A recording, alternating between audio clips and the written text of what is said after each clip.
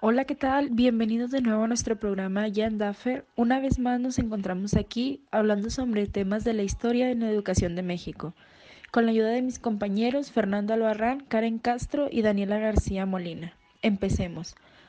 Bueno, para dar una introducción, en 1921 se creó la SEP, Secretaría de Educación Pública.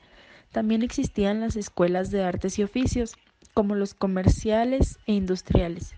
No era nada nuevo para México, pues esta se fundó en 1871. Esto tuvo diferentes objetivos. Uno fue que la educación técnica porfiriana intentó que la mujer mejorara su condición siendo amas de casa y llevarlas al mercado técnico. En estos tiempos se crearon los cursos libres y de aquí la mujer podía desarrollar en la casa tanto como apoyar a la economía doméstica.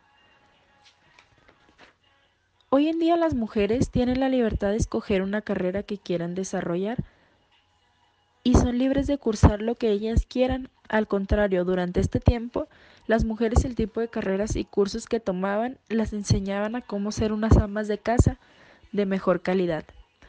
En la segunda fase, cuando surge la revolución industrial, con ella llegó el ferrocarril, el telégrafo, la telefonía y gracias a esta modernización trascendió el ámbito educativo.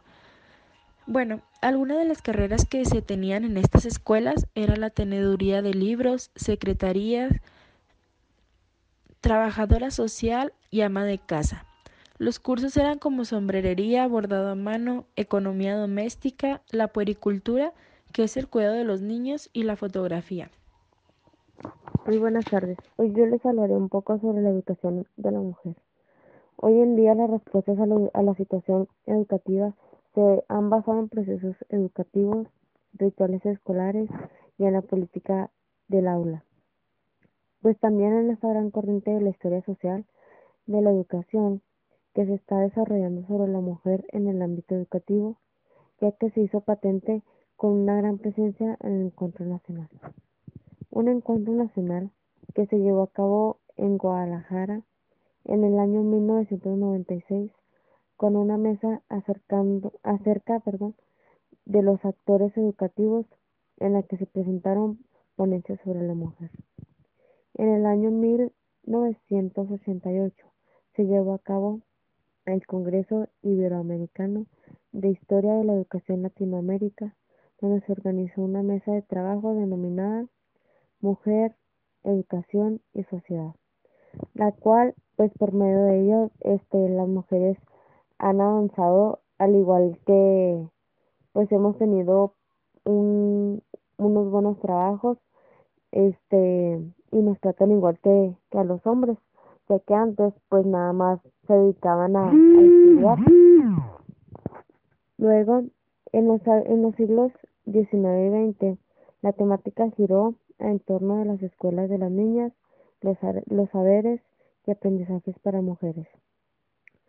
Pues para los fines se harán ensayos, se refiere a la ponencia de Soledad Zárate Campos de la Pontificia Universidad Católica de Chile.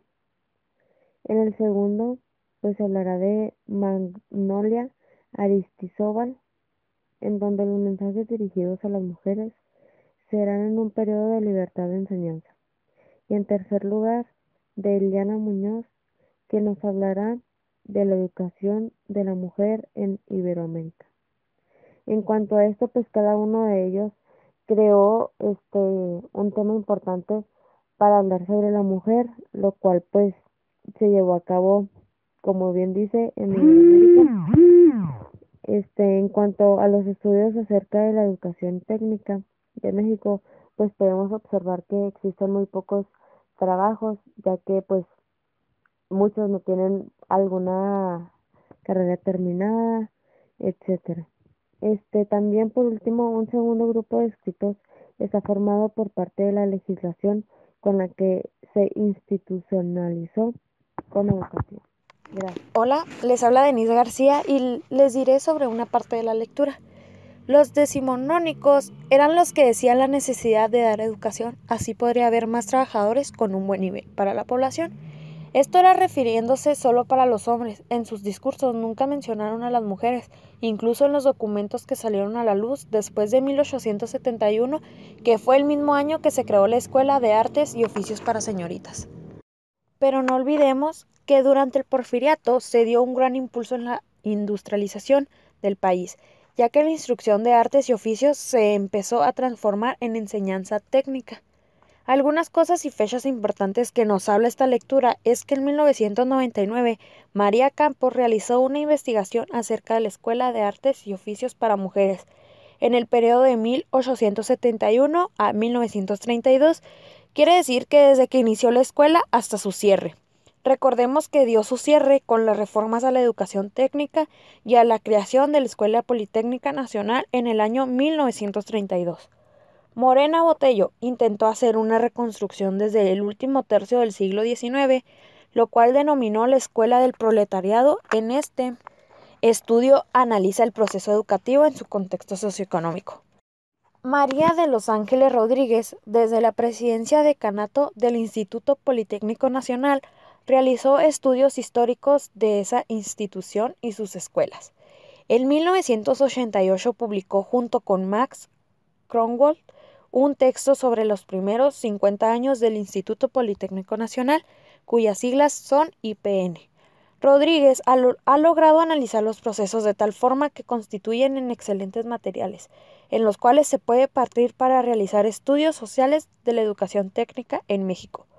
Sergio Sánchez presentó una conferencia en la cual nace un estudio de cómo evoluciona en el pensamiento occidental la idea de la educación técnica. Por otro lado, Luz Helena Galván desarrolló un análisis historiográfico de la educación técnica desde los pueblos prehispánicos. Galván observó la estrecha relación que existió entre el trabajo artesanal y la educación técnica, hasta llegar a México independiente. Bueno, yo les voy a hablar sobre la tecnificación y la profesionalización de escuelas y carreras en México. La primera escuela técnica que se estableció en México databa de 1845 y era la Escuela Superior de Comercio y Administración. Posteriormente, en 1854, se estableció la Escuela de Artes y Oficios para Hombres, hoy conocida como la Escuela Superior de Ingeniería Mecánica y Eléctrica. Estas dos escuelas no eran suficientes para lograr la formación de la mano de obra que se necesitaba para la paz y el progreso del mandato de Porfirio Díaz. Mientras tanto, con las mujeres, se creó la Escuela de Artes y Oficios para Señoritas en 1871. También se creó primarias y comerciales Miguel Lerdo de Tejada y Dr. Mora, al igual que también se creó la primaria e industrial Corregidora de Querétaro en 1910.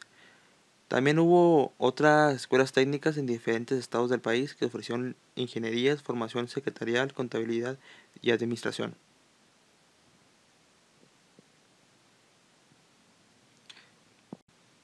Estas escuelas sobrevivieron a la fase armada de la Revolución. La educación técnica implementada por la SEP durante el periodo de 1921 a 1932 fue prácticamente la misma del Porfiriato.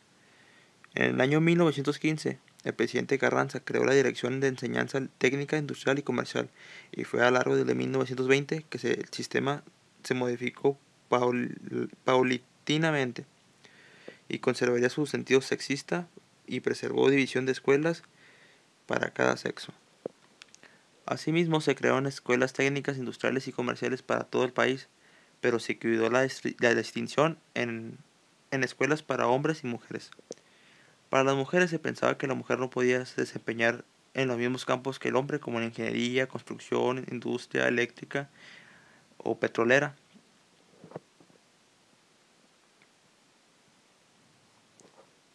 A las mujeres se les ubicó con tareas domésticas, textiles, manuales o de comercio o servicios. La educación técnica de la mujer se dividió en tres grandes ramas: la industrial, la comerciales y la enseñanza doméstica. Se les ofreció carreras en 3 años. Aparte de ahí, se pensó que por primera vez se podría tener una intención en mejorar la educación de la mujer, comprendiendo no solo los ramos primarios que eran indispensables como lectura, escritura, aritmética y costura, sino que la enseñanza de algún oficio o arte que le proporcionara los recursos necesarios para la vida cuando su familia no pudiese suministrarle.